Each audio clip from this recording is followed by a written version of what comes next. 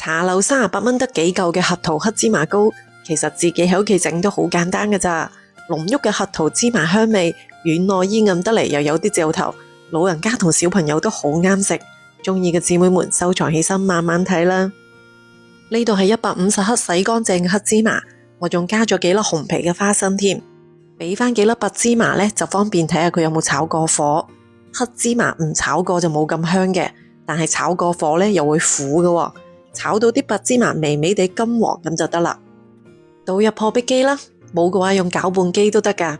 加翻100克嘅白砂糖，600毫升嘅清水，調果蔬模式重複打多佢幾次，跟住將佢哋過一過篩，最終取500毫升嘅黑芝麻液咁就夠啦。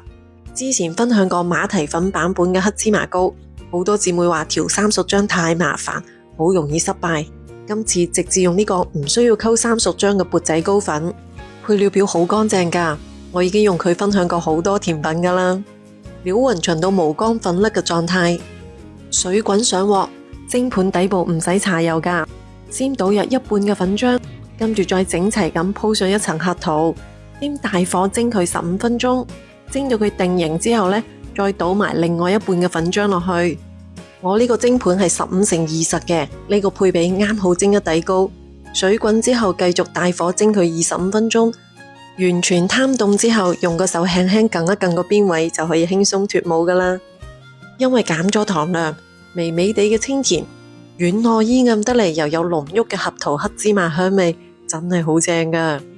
講得咁詳細，都睇到呢度咯，點個讚鼓勵下，你都嚟試下啦。